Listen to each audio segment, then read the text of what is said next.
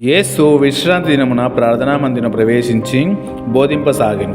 ఆయన బోధకు వచ్చుచున్నవారు ఆశ్చర్యపడి ఏలైన ధర్మశాస్త్ర బోధకుల వలె కాక అధికారపూర్వకంగా ఆయన బోధించెను.